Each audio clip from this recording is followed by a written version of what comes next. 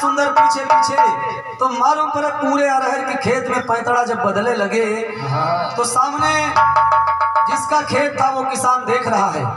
उसने देखा कि मालूम पड़ रहा कोई जानवर मेरे अरहर की फसल को नष्ट कर रहे हैं, कोई नष्ट कर रहा है। तो तुरंत वो वहां से चल देता है और आ करके जब देखता है तो जान नहीं पाता कि ये लीलाधारी हैं कौन। उन्होंने सोचा कि जानवर मेरी फसल को नष्ट कर रहे हैं और अगर आज मैं अगर इनको कुछ बचाऊंगा नहीं फसल को और इनको कोई सजा नहीं दूंगा तो बताया गया है कि कोई जानवर जब एक खेत में एक दिन जाए तो फिर जानवरों की आदत पड़ गई है। तो लोग यही कहा कि आज भगाओ ने रोजे यही हैं।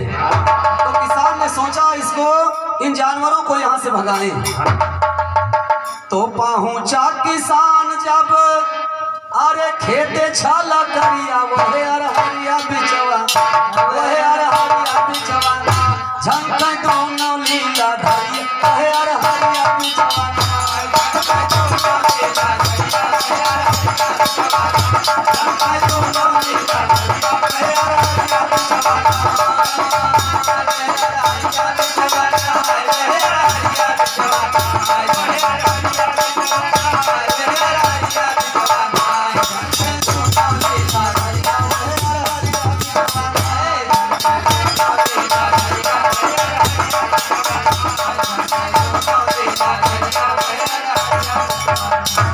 जैसे किसान ने देखा कि मेरी फसल को नष्ट कर रहे हैं दो जानवर, उसने जानवर समझा ये नहीं जाना कि ये लीलाधारी आए हैं, कोई लीला खेल कर रहे हैं।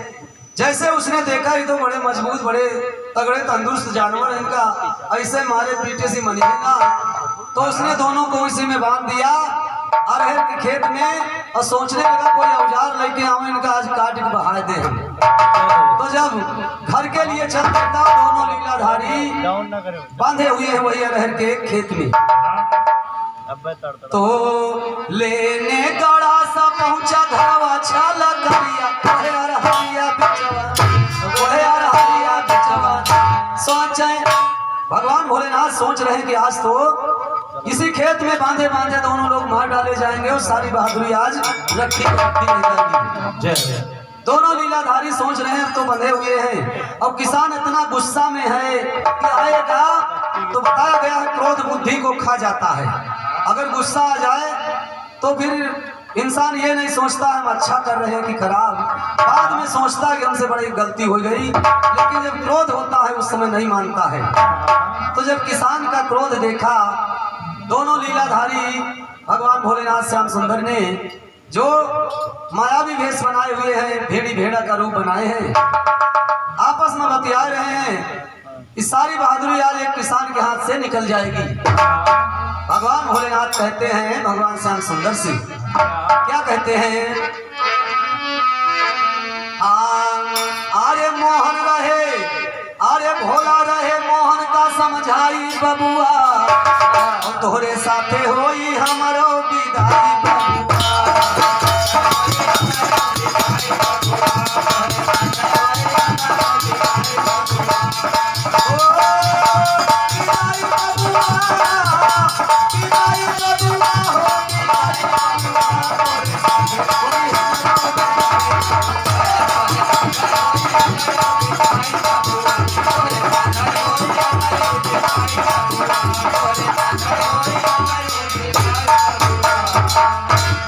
भगवान भोलेनाथ मोहन को समझाने लगे कि अगर तुम इतनी बड़ी बड़ी बातें न बोले होते तो आज ये नौबत ना आवत ना हम लोग यहाँ आते। तुम्हारी वजह से आज मैं भी मारा जाऊंगा। अरे तो हम बड़का पीर कहाला और पड़ गया जे पौरा हवा से पाला। अरे निकल जाई सब चोरी के और भलाई बबुआ आड़े आड़े तो अकेला पढ़ाई बबुआ।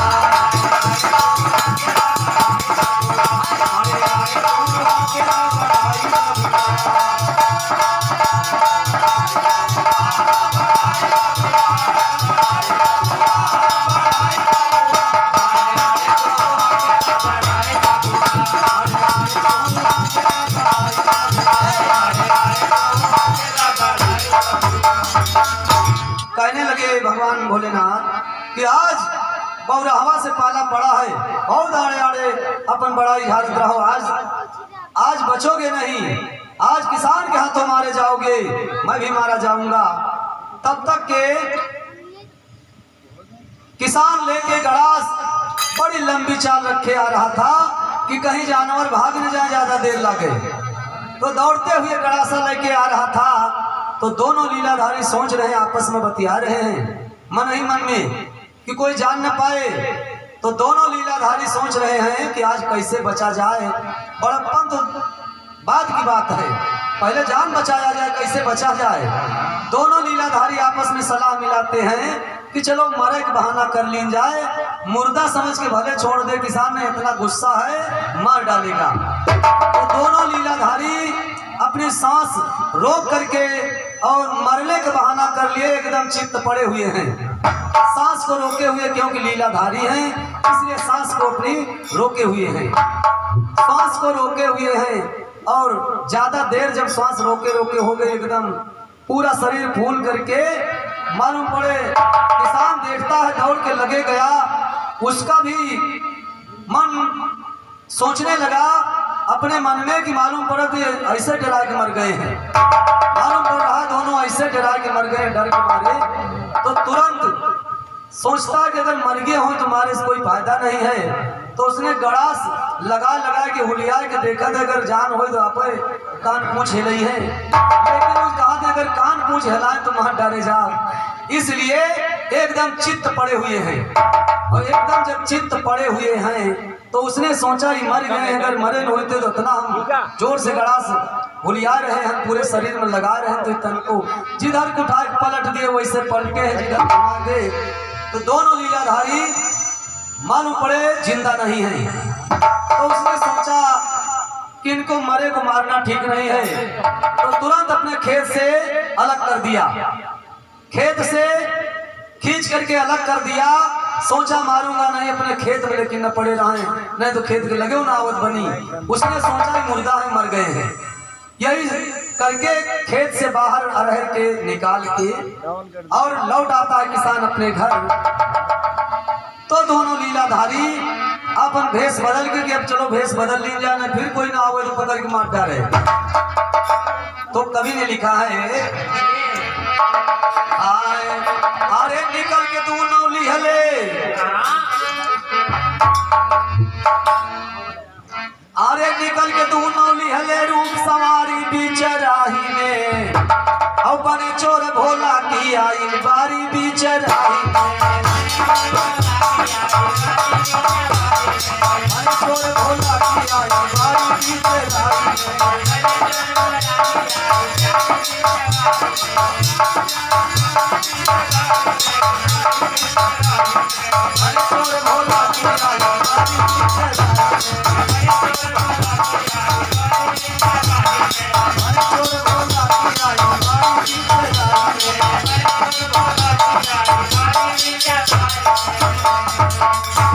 जब दोनों लोग अपन अपन भेष बदल लिए, भेड़ी भेड़ा का रूप गायब करके कि वो रूप से अलग चला जाए, क्योंकि वो रूप बनाए तो आज किसान के हाथों से एकदम बच गए किसी तरह से। तुरंत अपना भेष जब बदल लिए तो भगवान श्याम सुंदर कहते हैं कि हे भोलेनाथ ऐसे न काम चली, अरे मैंने आपको ढूंढ लिया, मैंने आपको पा लिया, मैं जीता हूं, और अगर